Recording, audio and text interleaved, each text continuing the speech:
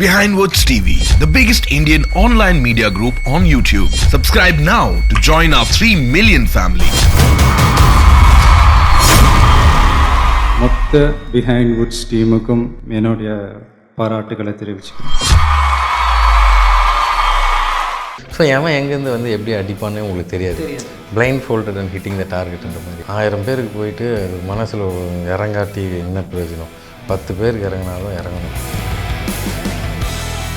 அரசியலில் நம்ம தலையிடணும், இல்லை அரசியல் நம்ம வாழ்க்கையில் தலையிடுன்ற டைலாகே லெனின்து தான். படத்தை ஒரு லைனில் சொல்லணும், கதையை ரிவீல் பண்ணாமன்னா அதுதான். அவர் சூர்யா சார்கிட்ட நெரெக்ட் பண்ண சொன்னார், அவருக்கு நெரெக்ட் பண்ண. எப்படி அவரை காதலே போட்டு இழுத்தீங்க, அதை பற்றி சொல்லுங்கள். ஆக்சுவலாக அவர் சொன்ன மாதிரி 96 கம்போசிஷன் கூட ஆரம்பிக்கல. உரியடி நம்ம இந்த 2 சைன் பண்ணும்போது வெந்து தணிந்தது காடு சாப்பாடு பொங்கி போச்சு நான் எழுதியிருப்பாரு கிடையாது. இல்லை அப்படியே ஒரு பார்க்கில் உட்காந்து காற்று வாங்கி ரிலாக்ஸாக எழுதியிருப்பாரான். கோவத்தில் எப்படி உக்கிரமாக எழுதியிருப்பார்.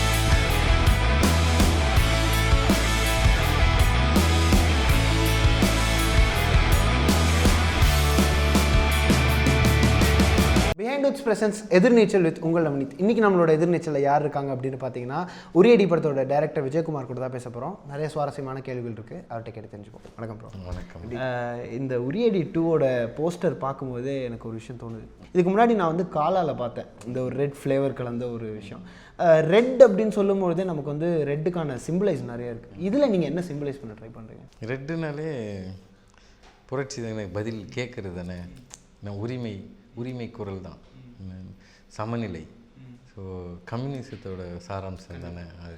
உரியடியோட கலரும் இதுதான், அதே அந்த ரெட்டு ஃப்ளேவரில் இருந்தது. ஆமாம், அதனால் அது கிட்டத்தட்ட உரியடி டூன் போகும்போது ஸோ அதோட அந்த ஸ்பிரிச்சுவல் சீக்குவல்ன்ற மாதிரி தானே அது. அப்படி இது கேட்கணுன்னே இருந்தேன். உரியடி அப்படிங்கிற டைட்டில் எதுக்காக வச்சிங்க? உரியடி வந்து ஒரிஜினல் என்னென்னா த்ரில்லர் இல்லையா. ஏன் நீங்கள் செகண்ட் ஹாஃப் போனோடனே ஒரு இடத்துல பிளாட் எங்கே வந்து நிற்குன்னா, 4 கேரக்டர்ஸ் காட்டுவோம். அப்போ இந்த ப்ரோட்டகானிஸ்ட்டுக்கு எதிராக 4 பேர் ஸ்கெட்ச் போட ரெடியாக இருப்பாங்க, 4 பார்ட்டிஸ். ஸோ எவன் எங்கேருந்து வந்து எப்படி அடிப்பான்னு உங்களுக்கு தெரியாது. Blind folded and hitting the டார்கெட்டுன்ற மாதிரி. எப்போ நீங்கள் கண்ணு மூடி அடிக்கிறதுன்னு உரியடி. ஸோ அந்த மாதிரி எங்கேருந்து என்ன வந்து எப்படி அடிப்பானே தெரியாது அப்படின்ற மாதிரி ஒரு ஃபீலுக்காக வச்சுது.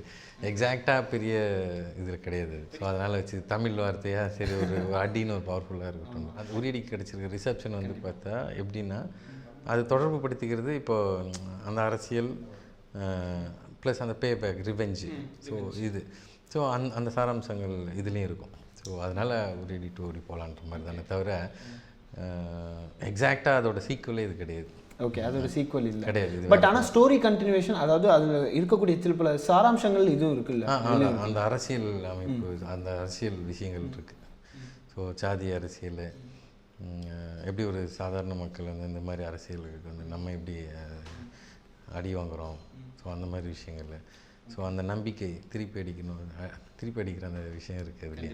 ஆமாம் ப்ரோ. அதே மாதிரி இப்போது யங் ஃபிலிம் மேக்கர்ஸ் எல்லாருமே வந்து ஒரு ஜானர் எடுத்துக்கிறாங்க. அது ஜானருங்கிறத விட ஒரு ஸ்பெசிஃபிக் டாபிக் எடுத்துக்கிறாங்க. சில பேர் வந்து த்ரில்லர், சில பேர் வந்து க்ரைம் த்ரில்லர், சில பேர் வந்து காமெடி, ராம்காம். அப்படி இருக்கும்போது அரசியல் அப்படிங்கிற ஒரு களத்தை எடுக்கிறதுக்கு உங்களுக்கு எப்படி ஐடியா வந்தது?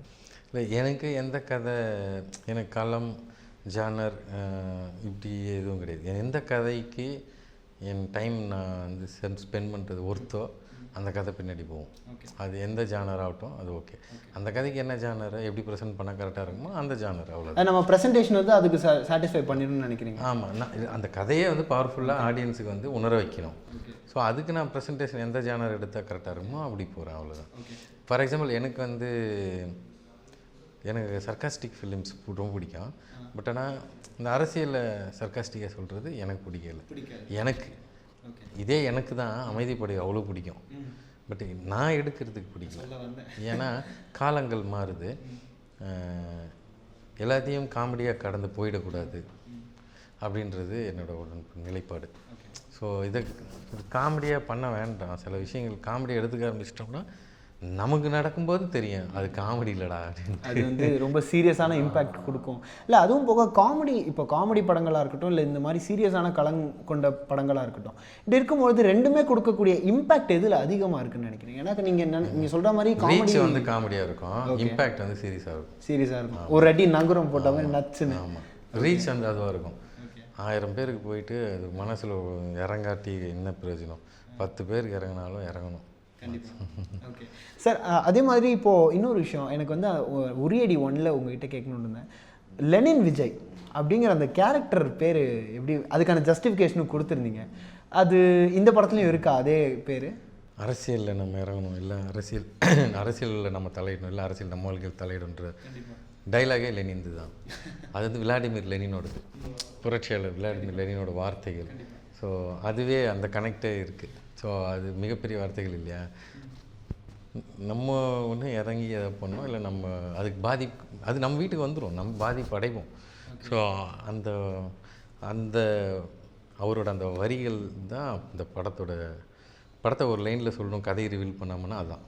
அதே மாதிரி இப்போ அரசியல்னு பேசணும். அரசியலில் வந்து பலவிதமான அரசியல்கள் இருக்குது. சாதாரண ஒரு ஒர்க் ஸ்டேஷன்லேயே ஒரு நிறைய அரசியல் இருக்கிறப்போ ஜாதி ஜாதி ரீதியான அரசியல்களை பேசுகிறதுக்கு ஒரு தனி துணிச்சலானது வேணும். ஏன்னாக்கா இப்போ வரக்கூடிய படங்கள் வந்து நிறைய பேசுறதில்ல. இதை எப்படி நீங்கள் சூஸ் பண்ணீங்க? முன்னாடி வந்து அவனோட தனி மனித விருப்பு வெறுப்பால் ஜாதி மதம் இது மாதிரி எந்த பிரிவினையுமே தனி மனுஷனோட விருப்பு வெறுப்பாக இருந்தது.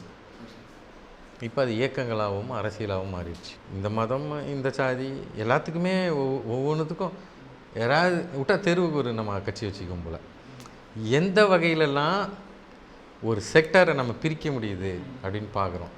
பிரிக்க முடிஞ்சால் இவங்க ஒரு ஒரு செட் ஆஃப் பீப்புளை ஏதோ ஒரு வகையில் ஒன்றிணைக்க வச்சு அந்த ஓட்டுகளை நான் வாங்க முடிஞ்சால், ஸோ நீங்கள் மற்றவங்களோட சேராமல் நான் உங்களை வச்சுக்குவேன். நீங்கள் சேர்ந்துட்டிங்கன்னா எனக்கு அந்த ஓட்டு கிடைக்காது. இதுதான் என்னோடய வியாபாரம். நான் சேர விடாமல் பண்ணுறது சேர்ந்துட்டிங்கன்னா அப்புறம் நான் எந்த அடிப்படையில் நான் வந்து ஓட்டு கேட்பேன். ஸோ இந்த ஓட்டுகளை நான் எடுத்துகிட்டு போய் இதுதான் என்னோடய வியாபாரம், இதுதான் என் அரசியல். ஸோ இதனால் என்னது, ஜாதின்றது நான் ஜாதி மதத்தையும் சேர்த்துங்களேன். ஜாதின்றது ஜாதி மதம் தனி மனிதனோட விருப்பு வெறுப்புன்ற நிலையை கடந்து வளர்க்கப்படுது ஆர்டிஃபிஷியலாக. மரபணு மாற்றப்பட்ட இந்த இது மாதிரி காய்கறிகள்ன்ற மாதிரி இது ஒரு மாதிரி ஆர்டிஃபிஷியலாக வளர்க்கப்படுது. ஸோ நம்ம வந்து சாதி ரீதியான படங்கள் அப்படின்னு எடுத்துக்கிட்டோம்னா சமீபத்தில் வந்து ஒரு 2-3 படம் வந்து எனக்கு மைண்டில் ஸ்ட்ரைக் ஆகுது. இப்போ பரியேறும் பெருமாளாக இருக்கட்டும், காலா, கபாலி, அந்த சாதி ரீதியாக இல்லைனா கூட ஒரு டிஸ்கிரிமினேஷன் பேஸ்டான ஒரு படங்களாக இருக்குது. அப்படி இருக்கும்பொழுது இந்த மாதிரியான படங்கள் ஒரு பக்கம், அரசியலை டைரெக்டாக விமர்சனம் செய்யக்கூடிய எல்கேஜி போன்ற ஒரு படம், இந்த மாதிரியான படங்களுக்கு நடுவில் உரியடி எந்த மாதிரியான ஒரு படமாக இருக்கும்? நான் எல்கேஜி பார்க்கல, நான் பார்க்கல. இந்த தொடர்ந்து படம் வேலைகளே இருந்தனால படங்கள் எதுவும் பார்க்க வாய்ப்பு இல்லை. உரியடி என்ன மாதிரி படமாக இருக்குன்னா, உரியடி உண்மையை அப்படியே உள்ளபடியே பேசுகிற படமாக, நேரடியாக ஸ்ட்ரைட்டாக ஃபோக்கஸ் காட்டுறது. ஓகே, உள்ளது உள்ளபடி உரியடி டேக்லைனே கிரியேட் ஆகிடுச்சு. உரியடி 1லேருந்து உரியடி 2 1 எழுதும்பொழுதே நீங்கள் வந்து 2க்கான பிளான் பண்ணிட்டீங்களா, இல்லை 1 எழுதி முடிச்சுட்டு சரி ஓகே இந்த ரெஸ்பான்ஸ் நல்லா இருக்குது லெட்ஸ் கோ ஃபார் 2 அப்படின்ற மாதிரி பிளான் பண்ணியிருந்தீங்களா? இல்லை, உரியடி 2ல் இருக்கிற ஒரு தீம் வந்து உரியடி 1ல் வந்து அகாமடேட் பண்ணியிருந்தது தான், அந்த ஒரு தீம் ஒரிஜினலாக. அப்புறம் அது கொஞ்சம் பட்ஜெட்டு கன்ஸ்ட்ரெயின்ட்டு அதெல்லாம் இருக்கிறோம் தோணுச்சு. அதனால் அதுலேருந்து அதை எடுத்துகிட்டு வேறு ஒரு ஆஸ்பெக்டை வச்சுருந்தேன், வேறு ஒரு ப்ரிமைஸ் ஒரு ப்ராப்ளம் ஒன்று வச்சுருந்தது. ஸோ அதை வந்து பண்ணணும், என்றைக்குனாலும் பண்ணணுன்ற ஒரு ஐடியா இருந்தது. ஸோ உரியடி முடிஞ்சோடனே அது ஆர்கானிக்காக ஸ்டார்ட் ஆகிடுச்சு. ஓகே, அதே மாதிரி நான் இந்த ஒரு விஷயம் கேள்விப்பட்டேன். உரியடி 1 வந்து ஒரு பெரிய ஒரு பவுண்டரியை தாண்டி தான் வந்திருக்கு. ஒரு ஃபைனல் கட் ஒரே ஒரு அவுட் தான் இருந்தது. அதுதான் இப்போ தேட்டரில் வந்து அது அந்த ஒரு அவுட் இல்லை, அதுவும் டிசாஸ்டரில் போயிடுச்சுன்னா விஜயகுமார் இன்றைக்கி எங்கே இருந்திருப்பார்? அந்த கதை இருக்குல்ல, நம்ம என்றைக்காவது ஒரு நாள் படம் எடுத்திருப்போம். கண்டிப்பாக ஒன்றும் பண்ண முடியாது, என்றைக்கே ஒரு நாள் படம் எடுத்திருப்போம், அவ்வளோதான். ஓகே, என்றைக்கும் தெரியாது, அவ்வளோ. கஷ்டம் வரும்போது வலிக்கும், வலி வரும்போது கண்ணீர் வரும். கண்ணீர் விட்டுட்டான்றதுனால அவன் அழிஞ்சு போயிடுவான்னு நினைக்க முடியாதுல்ல. கண்ணீர் துடைப்பான், எந்திப்பான், எவனாக இருந்தாலும். நான் சொல்கிறது என்ன சொல்லு, எவனாக இருந்தாலும் அதெல்லாம் பற்றி என்றைக்கே ஒரு நாள் எடுத்திருப்போம். இந்த உரியடி 2 கதையை வந்து சூர்யா சார்கிட்ட சொல்லும்போது எப்படி ரெஸ்பாண்ட் பண்ணார் அண்ட் அதுக்கு அந்த இனிஷியல் ஸ்டேஜஸ் எப்படி இருந்தது? இது யூஸ்வலான படம் அப்ரோச் பண்ணுறோம், பிச் பண்ணுறோம், அந்த மாதிரி இல்லை, எதுவும் இல்லை. ஸோ இது வந்து நானும் 2D CEO ராஜா சாரும் ஒரு வாட்டி வேறு ஒரு விஷயங்களுக்காக பேசிகிட்டு இருந்தோம். அப்போது இந்த கதை பற்றி பேச்சு வந்தது. ஸோ இந்த கதை அப்போ ஷேர் பண்ணேன். ஸோ ஷேர் பண்ணேன், அவருக்கு பிடிச்சிது, ரொம்ப பிடிச்சிது சாருக்கு. ஸோ அவர் சூர்யா சார்கிட்ட நெரேட் பண்ண சொன்னார், அவருக்கு நெரேட் பண்ணேன். நிறைய வாட்டி இது சொல்லிட்டேன். அதனால் எப்படி இது சுவாரஸ்யமாக சொல்கிறதுன்னு யோசிச்சுட்டு இருக்கேன். நிறைய டைம் பரவாயில்ல, இன்னொரு வாட்டி சொல்லுங்கள். அப்போது சொல்லாங்க, எவ்வளோ வாட்டி சொல்லலாம். இப்போ எனக்கு ஒரு உண்மையான ஒரு அக்கறை அன்பு இருக்கிறத அந்த படம் எடுக்கிறேன். நம்மளாலும் சரி, நம்பாட்டியும் சரி. அவங்களும் அப்படி தான், சூர்யா சார், ராஜா சார், அந்த 2D என்டர்டைன்மெண்ட்டில் அவங்க அந்த மாதிரி படங்கள் தான் பண்ணணும். அந்த மாதிரி படம் வந்திருக்கா வரலையான்றது வேணால் நீங்கள் விமர்சிக்கலாம். என்னத்தை விமர்சிக்க முடியாது. உண்மையாலுமே ஒரு ஜென்யூனாக நல்ல அன்போடு மக்களுக்கான ஒரு படம் பண்ணுன்றது தான் சிந்தனை. ஸோ அது மீட் ஆச்சு நம்மளோட சிந்தனை. நமக்கும் அந்த மாதிரி. ஸோ அப்படி ஒருத்தங்களுக்கு உழைக்கிறதுல சந்தோஷம். சூர்யா சார்னா ரொம்ப தன்மையான மனிதர். ஃபுல்லாக டீட்டெயில் கேட்டுக்குவார், கிளாரிஃபிகேஷன் கேட்பார், அவ்வளோதான். ஃபோர்ஸ் பண்ண மாட்டார் உங்களை. அவருக்கு சரின்னா பண்ணுறாரு. ஸோ அதே மாதிரி இப்போது உரியடி 2 வந்து நீங்கள் வந்து டைரெக்டாக அடிக்கக்கூடிய படம் அப்படின்னு சொல்லியிருந்தீங்க. இது வந்து மக்கள் பார்க்கும்பொழுது, ஒரு ஜென்ரல் ஆடியன்ஸாக பார்க்கும்பொழுது, அவங்களுக்கு இது வந்து அவங்க வாழ்க்கையில் ஃபேஸ் பண்ணக்கூடிய ஒரு பிரச்சனைக்கு ரிலேட் பண்ணணும்னு நினைக்கிறீங்களா? 100% ரிலேட் ஆகிடுவாங்க. கண்டிப்பாக எல்லாருமே ரிலேட் ஆகிடுவாங்க. நம்ம பேசுறது அடிப்படை தேவை, வாழ்க்கைக்கு அடிப்படை தேவை. வசதி இருக்கவங்க இல்லாதவங்க அப்படின்னு யாருமே விதிவிலக்கு இல்லை, எல்லோரும் கனெக்ட் ஆகிடுவாங்க. இது வந்து இப்போ எலெக்ஷன் வர டைமில் விடுறதுங்கிறது நீங்கள் யோசிச்சு வச்சுருந்தீங்களா? எப்படி முடியும்? எப்போயோ இப்போ நாட்டு 2011 ஃபஸ்ட்டு டிராஃப்ட்டு 2016 ஆகஸ்ட்லேருந்து மார்ச் 17 வரைக்கும். எப்படி 19ல் இப்படி எலெக்ஷன் வருது, ஏப்ரல் 18 வருது, அதெல்லாம் நமக்கு எப்படி தெரியும்? கிடையாது. எல்லாமே ஒரு அதேமாதிரி எலெக்ஷன் வருது, டக்குன்னு வேகமாக முடிச்சு படத்தை ரிலீஸ் பண்ணுங்கப்பா அப்படின்ற சிந்தனை இங்கே யாருக்குமே கிடையாது. ஓகே, அதுதான் நடக்கிறது தான். ஓகே. இப்போ இந்த படம் வந்து ஏதாவது ஒரு ஏரியா பவுண்டாக இருக்கா? இப்போ இந்த ஏரியாவில் நடக்கக்கூடிய பிரச்சனை இங்கே இந்த படத்தில் ஒரு ஊர் ஒன்று இருக்கும், ஒரு டிஸ்ட்ரிக்ட் ஒன்று இருக்கும். அது கற்பனையான ஒரு பேர் வச்சிருக்கு. ஓகே ஓகே ஓகே நிஜ பேர் வச்சா அப்படின்னா அது எல்லா இடத்துக்கும் அப்ளிகபிள்னு அர்த்தம். ஓகே. இந்த ரொம்ப இம்பார்ட்டண்டான பாயிண்ட், கோவிந்த் வசந்தா சார் 96க்கு அப்புறம் சீதகாதிக்கு அப்புறம் இந்த படத்தில் ஒர்க் பண்ணுறாரு. அவர் எப்படி டீமுக்குள்ளே வந்தார், எப்படி அவரை காதலே போட்டு இழுத்தீங்க, அதை பற்றி சொல்லுங்கள். ஆக்சுவலாக அவர் சொன்ன மாதிரி 96 கம்போசிஷன் கூட ஆரம்பிக்கல. உரியடி நம்ம இந்த 2 சைன் பண்ணும்போது அவரோட திறமைகள் வந்து அவர் பேண்டிலே பயங்கரமாக காட்டியிருக்காரு.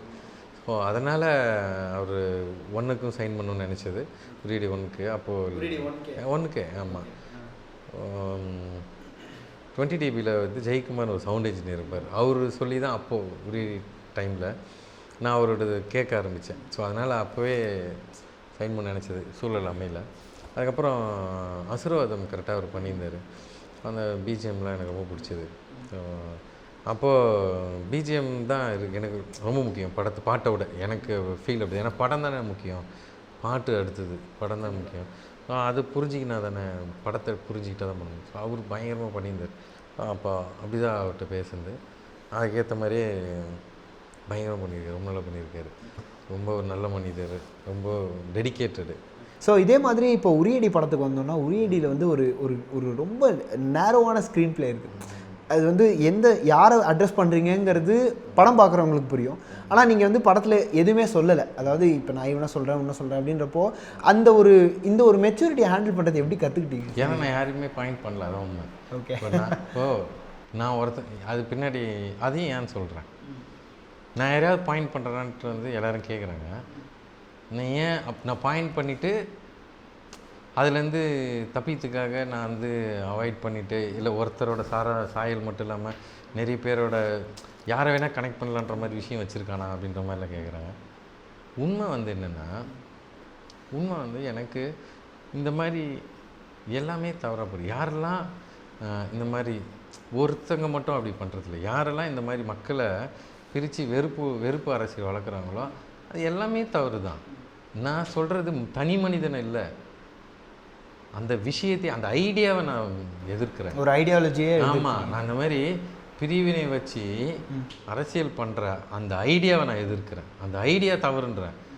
இந்த தனி மனிதன் அந்த தனி மனிதன்றது இல்லை, தனி மனிதன் அப்படிங்கிறதெல்லாம் தாண்டி ஒரு கம்யூனிட்டியே இல்லைன்னு சொல்லுவார். எஸ் நான் சொல்கிறது இந்த ஐடியாவை நான் எதிர்க்கிறேன். பிரிவினை வச்சு நான் ஜாதியை மட்டுமே சுருக்கிக்க வேணான்னு கூட சொல்கிறேன். நீங்கள் அந்த ஐடியாலஜி பாருங்கள். மக்களை பிரித்து வச்சு அரசியல் பண்ணுறது நாடு வரைக்கும் போகலாம். என்ன பாகிஸ்தானில் இப்போ இம்ரான்கான் சொல்கிறாரு எலெக்ஷன் வரப்போது, அதனால தான் நீங்கள் சண்டை போட போகிறீங்கன்ற லெவலுக்கு பேசுகிறாரு. ஓகே, நான் சொல்கிறது பிரிவினை, நான் சொல்கிறது வெறுப்பையும் பிரிவினைவாதத்தையும் யூஸ் பண்ணி அரசியல் பண்ணி மக்களை ஒன்று சேர விடாமல் அந்த பிரித்தாள்ற அந்த வாக்கு வங்கி அரசியலை அந்த ஐடியா, அதை நான் வெறுக்கிறேன். அந்த ஐடியாவை தவறுன்னு சுட்டி காட்டுறேன். மக்களை இணக்கமாக இருக்க விடணுமே தவிர நம்ம பிரித்து வைக்கக்கூடாதுன்றேன். நிறைய இடங்களில் நீங்கள் சொல்லியிருந்தீங்க, இந்த தத்தகிட அதை பற்றி சொல்லியிருந்தீங்க. ரௌத்திரம் பழகு அப்படிங்கிறது டக்குன்னு ஸ்ட்ரைக் ஆகுது. ஸோ இந்த அளவுக்கு இதை உக்கிரமாக காட்டுறதுக்கான ஏதாவது ஒரு ரீசன் உள்ளே ஒழிச்சு வச்சுருக்கீங்களா? இப்போ பாரதியார் அக்னி கொஞ்சம் கண்டேன், அதை எங்கள் ஒரு காட்டுக்கு பொந்திட்டு வைத்தேன், இப்படி எழுதியிருக்கார்ல. என்ன மூடில் எழுதியிருப்பார்? சாஃப்டாக அப்படியே ஒரு பார்க்கில் உட்காந்து காற்று வாங்கி ரிலாக்ஸாக எழுதியிருப்பாரா? கோவத்தில் எப்படி உக்கிரமாக எழுதியிருப்பார். இப்போ அதுக்கான வடிவம் தான் இது. ஸோ வெந்து தணிந்தது காடு, என்ன வெந்து தணிந்தது காடு, சாப்பாடு பொங்கி போச்சுன்னா எழுதியிருப்பார் கிடையாது இல்லை. அப்போது அவருக்கான ஜஸ்டிஸ் பண்ணும்ல. அவரோட கோவத்தை நமக்கு நிறைய பேருக்கு இப்போ இருக்குது, அதை வெளிக்கொண்டு வரணும். அப்போ அந்த வரிகளை அப்படி உக்கிரமாக தான் சொல்லணும் அப்படின்ற ஒரு சிந்தனை தான். கடைசியாக ஒரு கேள்வி, படத்தை ஃபைனல் அவுட் சூர்யா சார் பார்த்தாரா? பார்த்தேன். என்ன சொன்னார்? படம் பிடிச்சது அவருக்கு. ஒரு இஸ் ஹாப்பி, லைக் ஒரு மக்களுக்கான ஒரு படம் அப்படின்றதுல இஸ் ஹாப்பி. ரொம்ப நன்றி என்னோட கேள்விகளுக்கு பதில் சொன்னதுக்கு, உங்களோட நேரத்தை எங்களோட பகிர்ந்ததுக்கு. உரியடி 2 வெற்றி பெற பிஹைண்ட் சார்பாக என்னோட வாழ்த்துக்கள். நன்றி.